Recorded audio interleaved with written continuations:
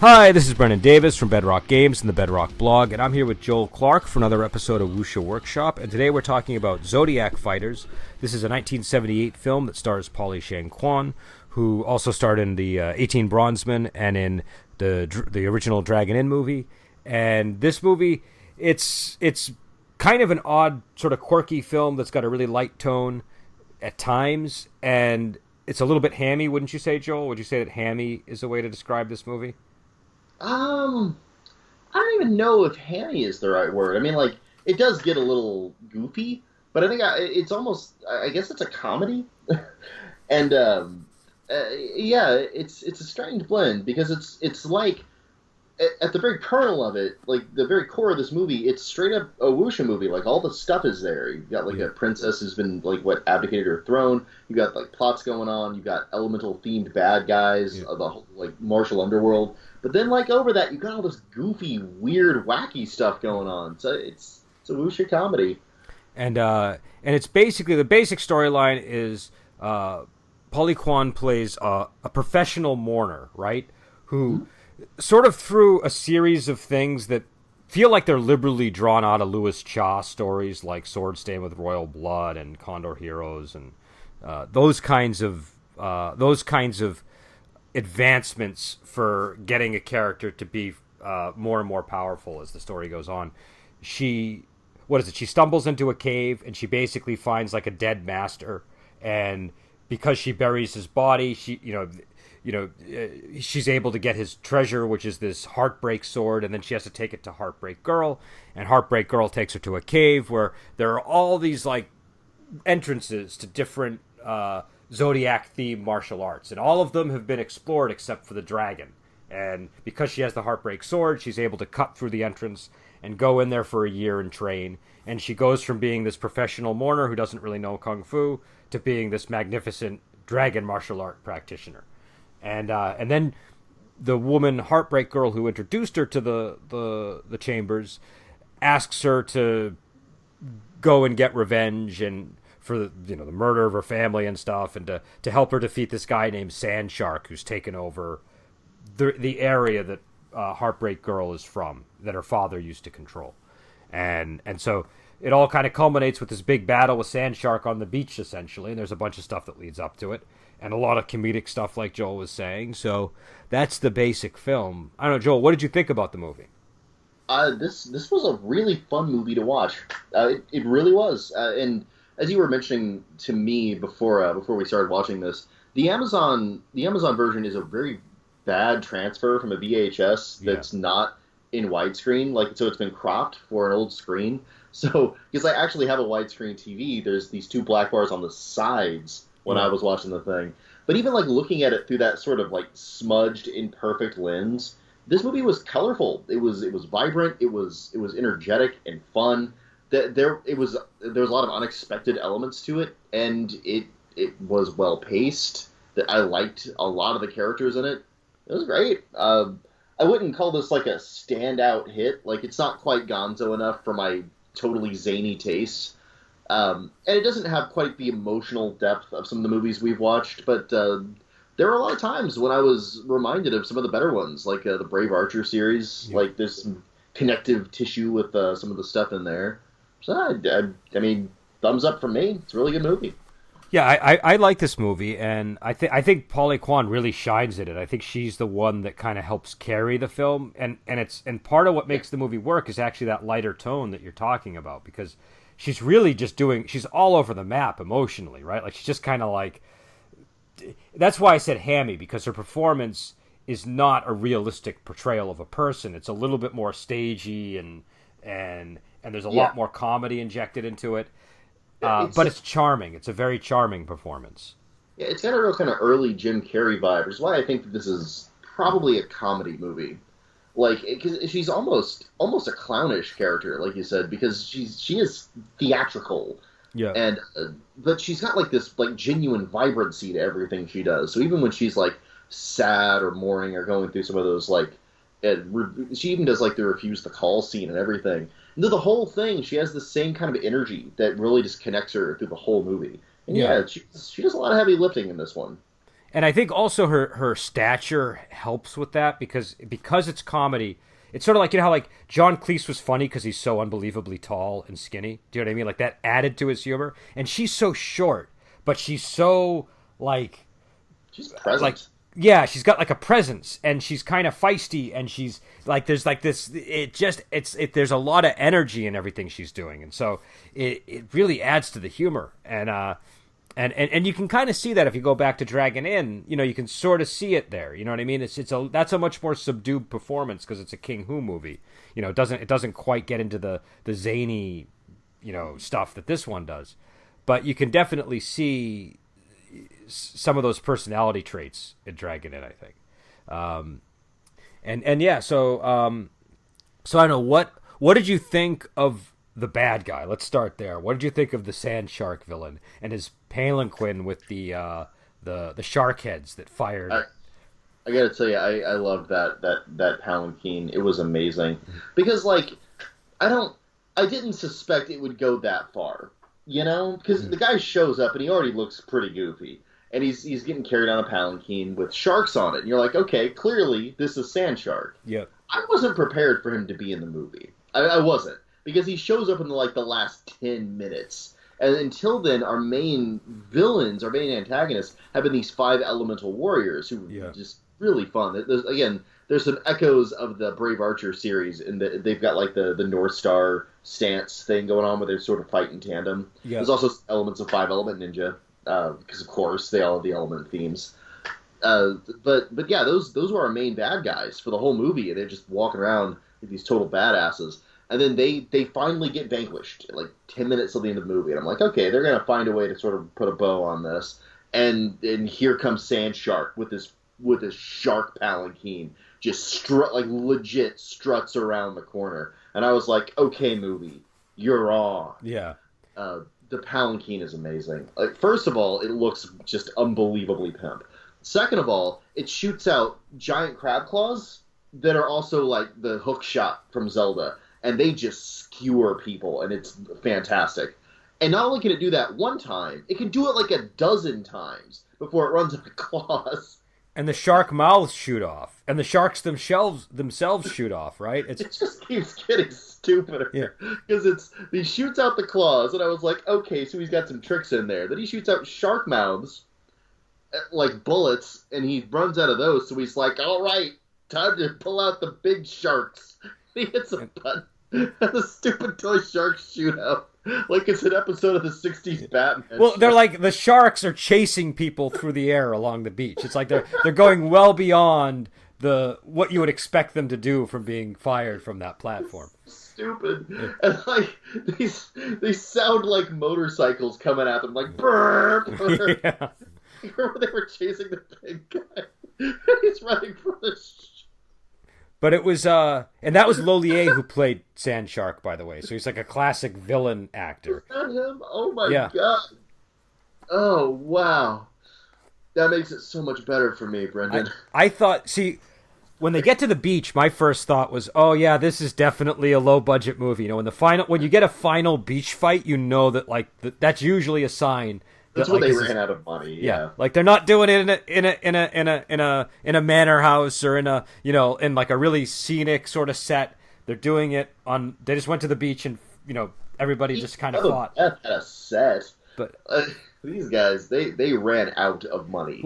Well, here's what's funny. They keep talking about the South, right? Like the guy took over the South, and then when they get to the South, it's like literally the beach. It's like they just keep going until they get to the beach. Do you know what I mean?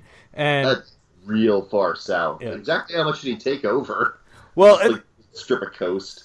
But what was cool is all of that fades away the moment the shark platform gets rolled into view. Do you know what I mean? Because then you're like, oh, this is awesome. Do you know what I mean? Like this is a beach fight I want to see. You know? I did want to see this. I didn't even know I wanted to see this beach fight. Then I saw it. Oh. I have a very specific personal reason for not generally liking beach fights, and it's because when I was a kid. When I was, I don't know, I must have been like 6 or 7, I started hearing about Bruce Lee and how amazing he was, right? And this was after he died, so there was all this, all the kids were talking about how he died, and the stories they told about his death were all 100% not true. But but it added to the mystery and the interest. And so I was begging my mom to, help me. I want to see Bruce Lee. I really need to see this Bruce Lee guy, Ma. And so one night my mom said that there was a Bruce Lee movie on TV, and I was all excited. And so I saw the movie. And number one, I got to say, the guy in this movie looks nothing like Bruce Lee. I don't know how this got marketed as a Bruce Lee movie. He looked absolutely nothing like him. He had this really horrific mustache, and the final scene took place on a beach. And I don't think I've ever been able to find the movie since. Like, if I have, I didn't recognize it because my memory is not accurate or something. But I just remember some guy being choked out with like a pair of nunchucks or something on the beach, or some kind of garrote wire, and it was just not. It was not. It was not a Bruce Lee movie. And so ever since then, whenever I see a beach fight scene, I feel that same sense of disappointment that I felt when I realized by the end of that film that I had not been watching a Bruce Lee movie. So that's my very specific reason for kind of having it in for beach fight scenes. But so let's talk. Oh, go ahead. No, go ahead. Now, you got a point about the beach fights, though. That's like the hallmark of a crappy movie. Yeah, it's kind of like, we're just gonna go out with cameras on the beach and we're gonna shoot this thing. I say that, but like Duel to the Death technically ended in a beach fight. Yeah, but that was a really cool beach fight. I was not thinking beach fight. They were up on the rocks. Do you know what I mean? Yeah, that was a cliffside fight. Yeah, that doesn't count. Yeah, that's different. And also, like in Lady Snowblood, there's a scene on the beach where she kills somebody. That's different too. When the beach is chosen because that's what they wanted, that's different than when it's chosen because that's where they had to do it. Do you know what I mean? Yes, I concur. What were you saying earlier? I didn't mean to interrupt you there with the whole beach fight. I was just saying. So let's talk about the 5 elemental characters there. What did you think of them?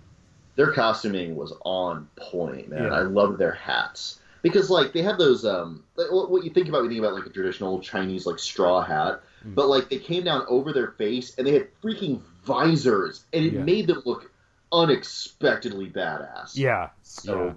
That was rad. I really liked their little shuffle attack. It looked a little bit dumb, but at the same time, it looked like it probably would work. Where they kind of like huddled together and sort of like shuffled in unison, so that you couldn't get a good like stance against them. I like that whenever they first fought our dragon protagonists, that nobody unsheathed their swords at all until the very end. They were just whacking each other with the scabbards. I really loved like the vibrancy of their uniforms. I thought they were really menacing. They were great. I love them. I got to steal them for something. Yeah, they are totally stealable. Those guys. Those guys are a very stealable crew. What did you think of Heartbreak Girl? No, this is not our antagonist, right? No, that's the woman who showed her the Zodiac cave and all that. Yeah, the deposed princess. She was like one of the most wuxia elements of this movie. Like she was like straight out of like Come Drink with Me or something like that. She was very wuxia. She had like the passion. She had an illness that prevented her from learning kung fu. She had a fake out death. Even like she would have been the romantic lead if this had been cast with a male character as the hero. Since it wasn't, she had like a totally different vibe. Even though she was the same character. Yeah. And now, I like that.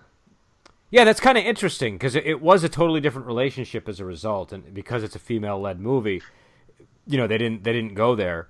And so, I mean, her whole... And they call her Heartbreak Girl, I guess, because a lot of men fall in love with her and end up with a broken heart. The master in the cave, who Polly Shang Kuan gets all of her martial arts, or gets the Heartbreak sword from... He dies there because he's dying. I guess he's brokenhearted over Heartbreak Girl. So, so it's kind of an interesting character. It's there's even a scene like when they go to the inn and the innkeeper is renowned for her beauty, and when she finally comes out, like the rejoinder of our protagonist is, "Hey, Heartbreak Girl's way better looking than you jerk." And that was a great scene, by the way, too. That was a really great scene. Because so the whole thing is, the setup for this scene is, at first you see the guys at the table talking about this inn, and how wonderful the rooms are, how wonderful the wine and the food is, and how beautiful the hostess is, and how, and the guys are being kind of naughty, and they're talking about how the moment you see this woman, I'll tell you, she's so sexy, you'll have all these thoughts, you'll have all these dreams, and they go on for a while about this, and then you see Polly Kwan kind of bang her fist on the table, maybe a little bit drunk. And she says, I think this place is terrible. The food is bad. The wine is bad. And the hostess chimes in, is like, yes, what about me? And she starts walking down the stairs. And she's like, well, really, you're not that great. Or you're nothing special, basically. And then the hostess is like, you know what? Like, yeah, the food here is bad. I do water down my wine. And I really want to know why these guys are still all hanging out here. So it was a really interesting dialogue. It was, And it wouldn't have. What was that? It's one of the many things that surprised me about this movie that I was just delighted by. It doesn't go the way you'd think. Well, and I think it would have been a different exchange if the Polly Kwan character had been a man. Do you know what I mean? Because that would have been a romantic rival. But the weird thing is, like, the dialogue wasn't that far off from that. Because, like, again, the rejoinder is that this girl that gave me this stuff is better looking than you, which is what a male protagonist would have said. It's really quite peculiar. So no, that's true, and it's I don't know. I think but that scene to me is one of the best scenes in the movie. I really get a kick out of that scene when I see it. I mean, nothing can top getting chased by sharks from the shark palanquin scene. That I wasn't prepared for that level of comedy. That was amazing. Now let's talk about when Heartbreak Girl and her servant kill themselves by jumping out of the house when the five element guys arrive, right? What did you think of that? Because they jump out and presumably drop to their deaths, and then when Sand Shark shows up, he's like, "Well, actually, I was just waiting there because I knew that because." Essentially, he thought that the woman who ran the inn is like one of his subordinates, and he thought that she was going to try to have Heartbreak Girl killed or something, and so he went there. It seems like the five element guys work for her or closely with her, and that she can kind of control them a little bit. Yeah, I think my sense was she's his subordinate, and she kind of directs the five element guys. That was my impression. Yeah, it's kind of, and by the way, I love that. I love when there's weird tiers in relationships. That's like another wonderful thing about Wuxia structure is that you get to have these interesting relationships between these different like groups and characters. So I really dig that stuff. It made the hostess a more interesting character because she's really trying to position herself. She wants to be like the Queen of the South, right? Like she wants to be this guy's wife, presumably. And what does he decide to do? He puts her in charge of the kitchen. He just completely is like because he's in love with Heartbreak Girl. So it's so Heartbreak Girl's heartbreak spreads far and wide. Do you know what I mean? It ripples and affects everybody. Up to her name. I just love that that's the case. I love that like it's not just the men who are heartbroken. This hostess is also heartbroken because she's not able to be with the man that she wants. Do you know what I mean? Because of Heartbreak Girl's beauty. So. Yeah, it's interesting that she is like the second fiddle. That's a fascinating place to position the character. Really, there's a lot to appreciate in this movie. But okay, so yeah, the five element ninja, such as they are, show up, and they deliver an ultimatum basically for Heartbreak Girl to come back to the South and get back on her throne.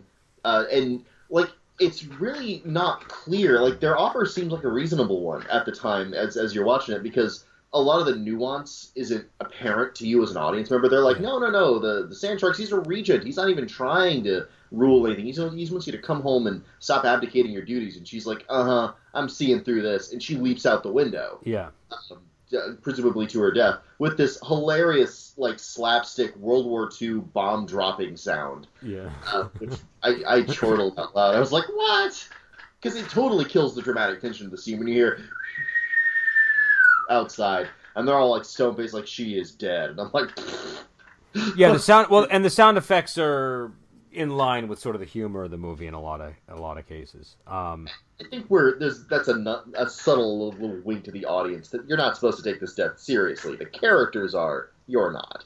And what did you think of the Zodiac concept? the Zodiac fighter concept. There are these, these fighters that are each represent a different animal from the Chinese zodiac. It meant that there were 12 characters that they had to additionally rope into this movie, with the 5 characters that were already bad guys and the entire completely full cast that was already there. It really was heavy lifting. It was a lot of casting. It was fun. It was really fun. I was in love with the pig guy. I love fat but invincible characters. Like, I like the Blob and X-Men. I was in love with Rabbit Fighter. That was my favorite. Her costume was adorable. She had the little bunny ears and everything. Was it the rat guy who was doing the burrowing? I think so. And also they kind of took on the personalities of the animals that they were. Like, when they show up at the inn, the lady's like, well, all we have is like a horse stable. And they're like, oh, great, this is great. A full stable, yeah. So I actually liked it a lot. I liked it, and I feel like the movie should have gone just a little bit further and made the element guys have more of an element theme like 5 Element Ninja did. Because I really want to see the Zodiac Warriors or the Zodiac Fighters fight the 5 Element Ninja. And that's sort of what they did. That was the idea, is that the 12 can beat the 5, right? That was. And it was neat. They were characterful. They had sort of slapstick fighting style, but I did notice that, like, you had a clear stand-in for like the Monkey King and Pigsy and all those guys from the King. Like, they even did his makeup better than everyone else's, and I was like, I see what you're doing. You're sneaking in some Monkey King. Yeah, it's clever. So yeah, it was a lot of fun. And there's a scene near the end where they get Snake, Rabbit, Monkey, and someone else. It was like Sheep or someone like that. And for some reason, they do this little musical interlude. And the girl, the bunny girl, puts, I hate to call her a bunny girl, but I mean, like, that's what it is. She puts a reed flute to her lips, and she starts blowing it, and a guitar starts playing, like an electric guitar, but like a 60s electric guitar, and it becomes this, like, psychobilly freak-out kind of, again, it reminded me of the Batman series from the 60s, where they're just, like, everyone's dancing and partying, and there's this like, 1960s tune going on in the back.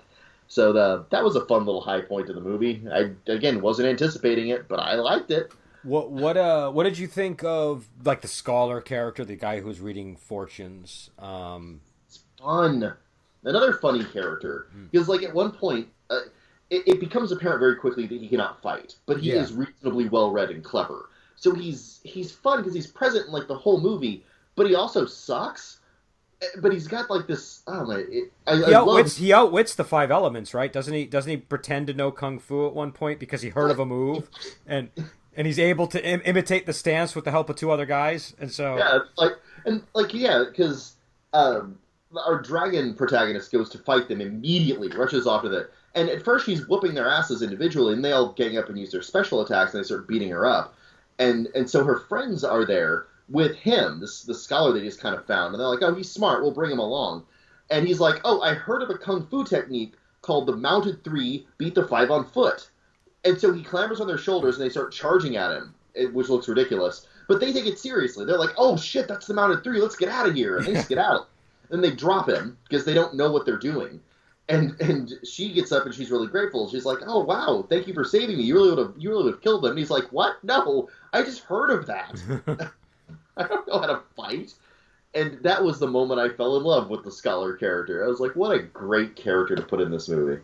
So he's fantastic. Really, and I love the way he's, like, constantly like, I'm going to explain this now. Then I'll think about it and explain some more. There's something about his presence that is just magnetic, and it's so much fun. Yeah, he's a good character. How do you feel like this? Have you seen Polly Quan in any other movies, or is this your first Polly Quan movie? I think this is my first one. I can't think of anything else I saw. How do you feel? Like, would you like to see more? Is this something where you keep name dropping? What was it? Dragon Inn is the one you keep talking about. Yeah. So Dragon Inn is a great movie. It stars Polly Quan. It is not a Polly Quan movie, if that makes sense. Do you know what I mean? It's a great movie in its own right, but it's sort of like if you see a movie with an actor who before they got really well known. Do you know what I mean? Oh yeah, we've seen some of those on this show even. She was in 18 Bronzemen. There's they have a bunch of her movies up on Prime right now, I believe.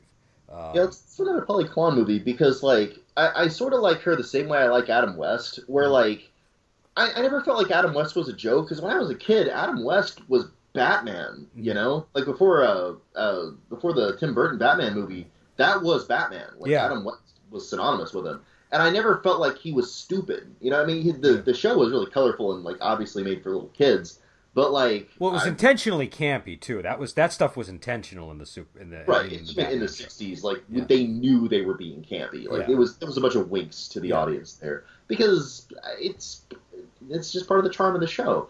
But like Adam West, like, he really pulled it off, and he was a great lead, and he was like charismatic. He was a good actor, and so like I sort of like her in that same way, where like I don't feel like she was ever a joke in this. I just feel like she had the energy to be in the middle of a comedy and not tell a single joke and still be like a fun, fascinating part of the movie. Yeah, So she really shines in a movie like this. She really like just has that there's something very magnetic about her, and I feel like this is because this is obviously a low budget movie. This is not, this is not a big budget film, and I think a lot of actors might not enjoy themselves the way that she seemed to be enjoying herself. Do you know what I mean she seemed genuinely to be invested in playing this part and playing it the way that the tone of the film called for, and it just worked. And so, and it, and so and she's got a lot, like she's a very good physical performer. Do you know what I mean? She's got that. yeah, So, and which I think is why you mentioned Jim Carrey, probably. yeah, it's not just presence. Like she's got a lot of just like energy in her movements, and just Yeah. like the way she takes over a stage is impressive. And yeah, in a movie like this is a very low budget movie, and that means she is either like indefatigably enthusiastic, which is really like charming in its own right, or unfailingly professional, which is impressive in its own right. So, or some mix of the two. What did you feel about the martial arts performances in this movie? How did you feel about the kung fu and the fighting? Let me see. Some of it was actually really good. Like It's I not really like realistic. It's not at all realistic, the fighting in this no, movie. but I mean I don't really come to magical kung fu movies for realism, so I'm okay if it gets a little zany. And this was a lot zany, but I mean like I did feel that it sort of lacked stakes, kind of like you would feel in a comedy movie where there's not really like a dramatic tension Yeah. to it at all. So there is that. But as far as like pulling it off and being entertaining fight scenes, like there were the brawl on the beach was really fun to watch. The fight between her and the Five Element Ninja guys, that was a really good fight. I mean, it was well acted. It was believable. Again, it was a little kooky because Yeah. she's like wearing the Green Ranger outfit basically. I thought that outfit I thought was really great though. I liked that the Zodiac fighters all had outfits to match their animal. I thought that Yeah, was kind of cool. And it was definitely an ahistorical type of outfitry. Like this was they were really going for, we want to make a cool dragon outfit, and that's what they got. And but what looked good was when she was in that outfit doing the form, right? She's doing the kung fu form, and number one, it looks like she really knows what she's doing. But number two, it just looked cool in that particular, like in the same thing with the other ones, like, and you see the snake and you see the, like all the other animals doing their thing, and it kind of matches what they're doing. But and there was also a scene in there where she was doing the form, but she was just learning, so she's like grabbing her own head and stuff, and it's just like really funny. It's a really great, like, it's a really great way to sort of comedically have the character progress with their martial arts. And I think so. On her bio, it always says that she's like a black belt in like 3 different martial arts or something. But again, it's like this is like, I don't know how accurate this is, because I've tried to look that up. I've tried to find out more, and I haven't been able to get confirmation. I've just found it in various online bios whenever I've looked her up. And How many martial arts question? So you're a lot more knowledgeable about this particular thing than me. Like, how common is like how ubiquitous is the whole belt ranking system? I thought that was really specific to certain kinds of martial arts. Is that like every martial art does that? no, I mean, when I did Muay Thai, they didn't have belts. Yeah, I mean, like I don't. And like the styles they were using are actual. Like some of them are actual styles, like martial arts styles. And I don't remember any Chinese styles progressing via belt like that. I thought I that thought was that Kung Fu had sashes, and I thought that is they had that a. right? I don't know. I mean, I did kung fu for a little bit, and I remember they had sashes of some kind, but that might have just been an American thing. But the Yeah. guy was Moroccan, so I don't know, and all the students were Moroccan. Huh. But Well, but that's I one don't thing to know. hear. I don't know. And the thing is, if I recall, I think that they said she had black belts and stuff like judo. Do you know what I mean? So I don't think it was necessarily the stuff that we were seeing on the screen. But I Um, feel like when I saw her movements, she looked like somebody who had practiced moving in that way. Do you know what I mean?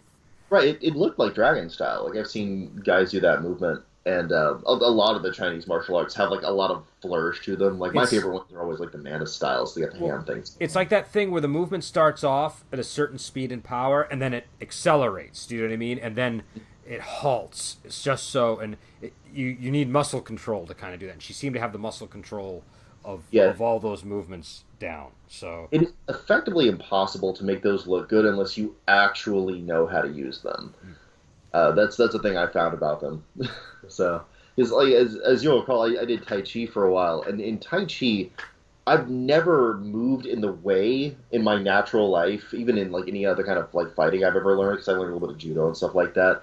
That I moved in Tai Chi. It's a very traditional Chinese style, and as a matter of fact, Bruce Lee's dad practiced Tai Chi Chuan, and Bruce was way too energetic for that. So they got I think they got him into Dragon Style or something like that. As a kid, his nickname translated was something like "Can't Sit Still," so he had no patience for Tai Chi Chuan, which he called an old man martial art. Thanks, I think Bruce. he was Wing Chun Bruce Lee. That was his Was he Chun? yeah, he's Wing Chun. I believe. I could be wrong, but I'm pretty sure it was Wing Chun I because don't Ip know. Man was his teacher. Um, so so yeah, so I think we've discussed all of the elements of the movie, and clearly we're probably going to watch more Polly Kwan films. What do you think in terms of gaming with this film? What would your approach to RPGs be after seeing this? Does this inspire anything for you? Absolutely. There were so many things in this movie that inspired me and got me thinking about game stuff. Because this is coming on the heels of what was that last one we watched? Battle Wizard, which did some Yep. similar stuff. Where in this movie, there's that jade rock that's 1,000,000 years old that she Mhm. lies on that gives her like the ability to withstand super cold.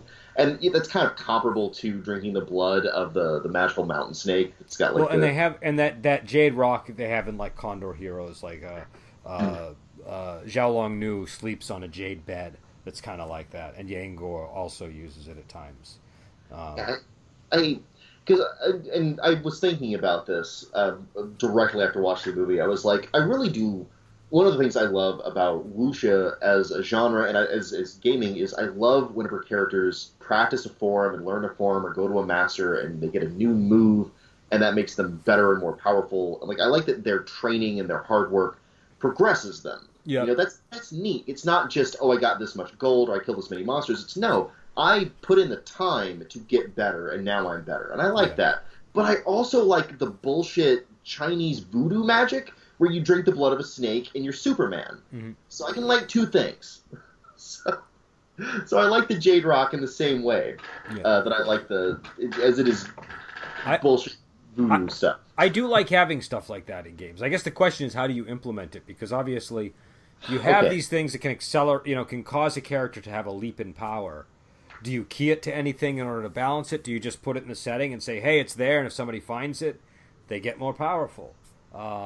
Do you attach a cost to it so that they get powerful, but there's some downside to the power? What's your approach? Well, I've done a little bit of all of them. I think my preferential one though is just it's there, you get the power, and there's really two flavors of it, broadly speaking. If it's a BS cheaty thing, just get more power all of a sudden. There's two flavors. There's the one dose power where like only one person can drink the blood of a snake, Yep. so that naturally makes one character like ridiculously more powerful than the other ones, which I'm fine with. I think party imbalance can lead to some fun dynamics. And that's one way to balance it is just making it limited. Yep. Only one guy can get the snake. But the other one, like with the Jade Rock, everyone in the party obviously would want to take their turn on the rock. Yeah. And I think that in most games that might be kind of an issue where it's like, okay, we're all immune to cold now. All right, cool. But in Wuxia specifically, in the Jianghu, like that would then be the thing about your group. oh, Yeah. these unfreezable bandits. Yeah. You know? Yeah. No, And that would definitely work. That would definitely work. so that sort of auto fixes itself in this genre of gaming, I find. And I love the trope of the master who teaches beyond his death. Do you know what I mean? You have it. If I remember, it was in Sword Stained with Royal Blood, what I think they took that from. But you also have it in Return of Condor Heroes, where Yanguo learns from an ancient master who's already dead, from a combination of stuff he finds in a cave and from this condor that this giant bird that was kind of like a disciple of the master. Do you know what I mean? And so I like that you can stumble on like a grave site and still almost become a pupil of somebody. Do you know what I mean? That's kind of a cool idea. Kind of. I loved that scene because that's like that whole scene. If you just take that scene and transplant it into a game, it still works. Yeah. You know, you come across a cave, there's bones in the cave and treasure. What do? And like her reaction is uncommon. It's not like, oh, I'm going to take the treasure and get the heck out of here. There's probably a trap. The treasure is the trap. I'm going to bury this guy. Oh, well, you find the magic freaking dagger that can cut through rocks, which, by the way, that is the most subtle and awesome magic item. It's just an indestructible little knife that can cut through boulders. I'm sold. And it's what makes her worthy of learning dragon style. So it's nice that it keys up that way with it. It lines up with that way. I love that it was tied to this kind of like virtue of benevolence. You know, oh, you had some propriety. You're worthy of the sword. Yeah, that's cool. Like the master was clever enough, and the movie was clever enough to program in the need to just demonstrate the virtue before you got the sword. Well, they did. I think they did take it from Sword Stained with Royal Blood, if I recall. So it's but it's a good thing to take. What was that? There was cleverness somewhere down the line. Somewhere down the pike. Somebody was clever. Louis Chow was clever. We didn't need to know that. We know Louis Chow's clever, but no. But I think it's one of the shared universe aspect of these movies is what makes them so cool sometimes. Yeah. And their ability to just take, these elements from different stories is something that it works. Do you know what I mean? It works. I love that the treasure is poisoned, right? That the treasure is there to just weed out the unworthy disciples. There's something I still don't know how I feel about it. Like, is this a really righteous master who's just really stern and traditional, or is he kind of a bad guy because he's just who's not going to try to take some treasure, right? Like, it's a natural impulse. So. Yeah. So there was some element of ruthlessness to him that made him even interesting in death. Because we never get to know the guy. He's just a pile of bones when we get introduced to him, and he's a real character in the movie. It's amazing. No, it's very fascinating. And I'm always sort of struck by how, because I imagine him being this really sort of stern badass, right? Like I picture him being, like almost like a Pai Mei kind of guy. Yeah, like Pai Mei almost. And I feel like it's interesting that he dies of a broken heart because of Heartbreak Girl. Like that's sort of an odd way for a character like that to end up. Do you know what I mean? That he's sort of wounded and brokenhearted, Oh, that's weird. What? It is weird to think of Pai Mei falling in love so much he dies. Yeah, that's quite a contrast. And maybe I just don't have a handle on this guy. Maybe I'm misreading him, but he just seems like a real sort of like, I don't know, he kind of does what he wants type guy. Do you know what I mean? He kind of does things the right way. He doesn't bend, Yeah, he's got a very kind of Confucian set of virtues where he's totally uncompromising. Yeah. Man, that's cool. Like, I like him even more now. He's still just a skeleton. What about... I also thought that the Zodiac concept was cool. Like, again, that's something that it would be a little... I don't know how you would get that going in a game, because you don't want to really force that on the players. No, I wouldn't. I mean, I might have the cave, where, like, you could only choose one of the 12, maybe, and that way, like, every player gets 12 choices of what kind of cool kung fu they want. I might do that. It's a real gameable concept. Here's what you do. You do, like, a sandbox game, right? And you start the players out not as martial heroes. They're just kind of like her, like the professional mourner character at the beginning. She's not a martial hero yet. Players aren't martial hero yet. You populate different possibilities in the sandbox for developing martial arts. And the Zodiac thing might be one of them. Maybe the players go for it, maybe they don't.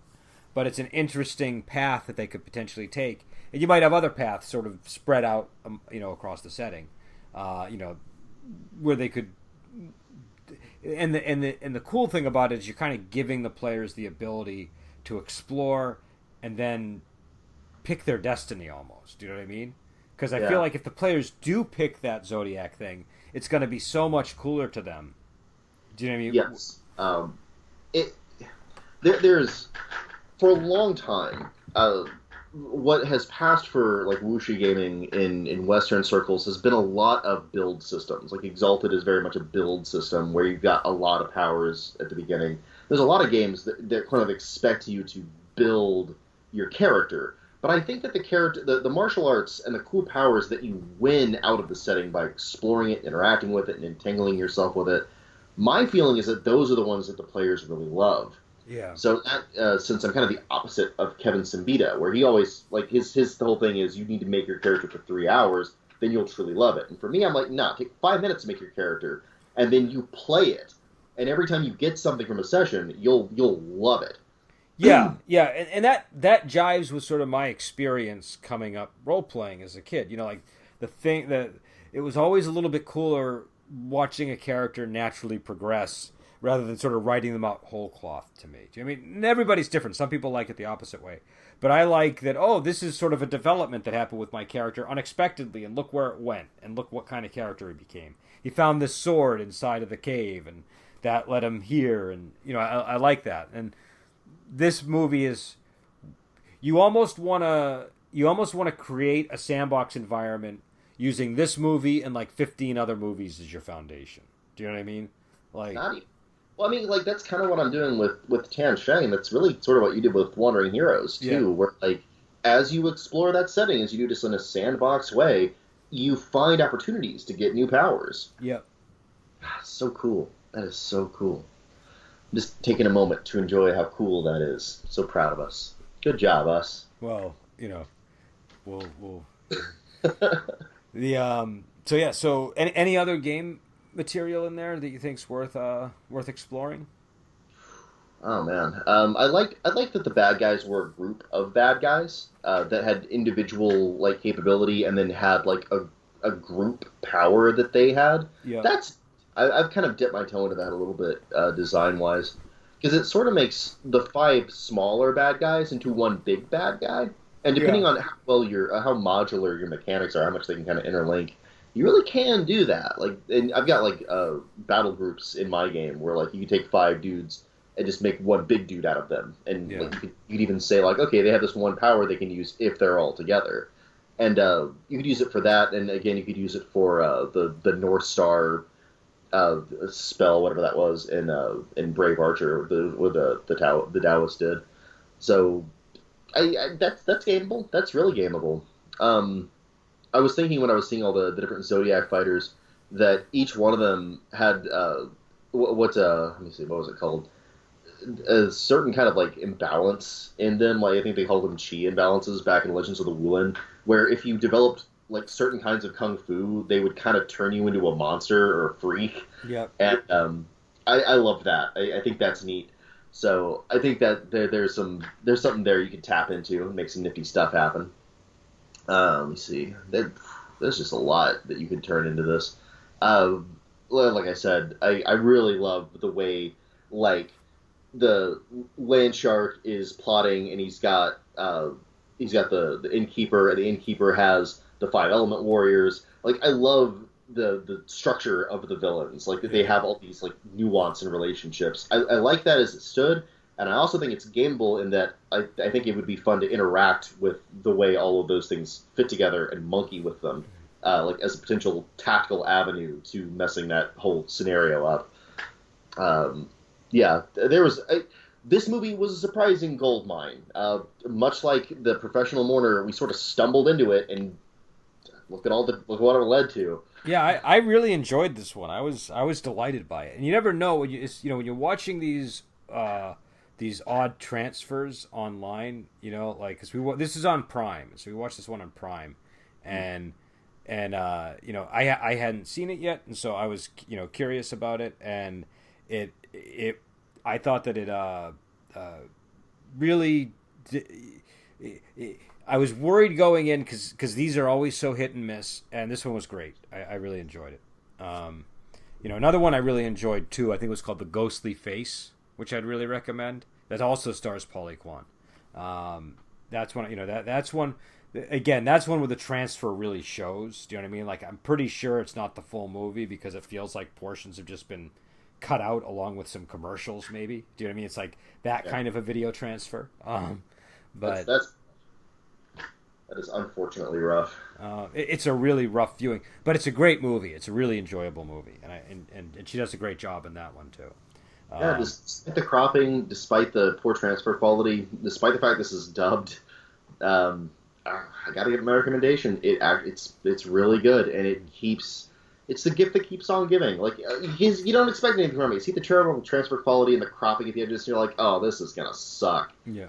And no, it's solid all the way through. And like you said, it's delightful. It will delight you.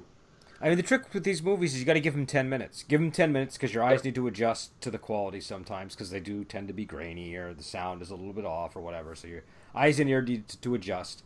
And once they do, it's usually fine unless it's really, really terrible. It reminded me of it was Golden Voyage of Sinbad, which also has kind of a graininess to it. I don't think they ever remastered that one. But I'd watch the Golden Voyage of Sinbad 100 times in a row without sleeping. It's like that, where it's like, okay, yeah, the thing you're seeing is an old film, and so it's going to have some warts. Yeah. 10 minutes, and you're totally invested. Yeah. So we'll. I think we should head out here. People should check this out on Prime if they want to see it. It's available there. Again, it's called The Zodiac Fighters, and it stars Polly Kwan. Highly recommend it. Highly recommend her other movies.